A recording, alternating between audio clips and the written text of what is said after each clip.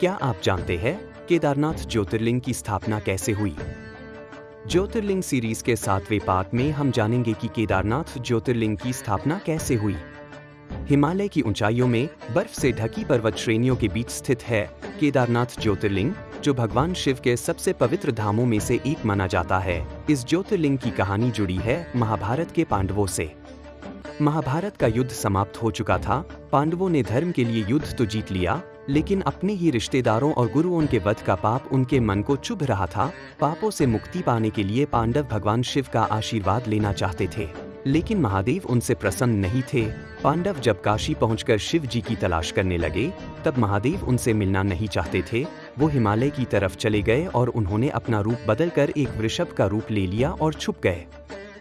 पांडव भी शिव जी की खोज में हिमालय पहुंच गए। एक दिन भीम ने एक अजीब सांड को देखा जो अन्य पशुओं से अलग लग रहा था। भीम को महसूस हुआ कि ये कोई सामान्य प्राणी नहीं है। उन्होंने तुरंत अपने पैर फैलाकर पहाड़ियों के बीच रास्ता रोका ताकि सांड भाग ना सके। जैसे ही भीम ने सांड को पकड़ने की कोशिश की, वो वृषभ अचानक धरती में समाने लगा। भीम ने उसका पिछला भाग पकड़ लिया और उसी क्षण महादेव अपने असली रूप में प्रकट हुए। पांडवों की तपस्या और भक्ति देखकर महादेव प्रसन्न हुए। उन्होंने उन्हें पापों से मुक्ति का वरदान दिया।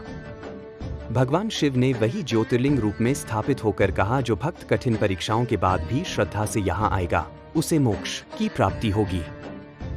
तब से केदारनाथ ज्योतिर्लिंग मोक्ष का द्वार माना जाता है। शिव जी का शरीर अलग अलग स्थानों पर प्रकट हुआ। कुबड़ केदारनाथ, बाहु तुंगनाथ, मुख रुद्रनाथ, नाभि मध्यमहेश्वर, जटा कल्पेश्वर। इन 5 स्थलों को मिलाकर पंच केदार कहा जाता है। अगले पार्ट में हम जानेंगे भारत के 8वें ज्योतिर्लिंग त्र्यंबकेश्वर ज्योतिर्लिंग के बारे में।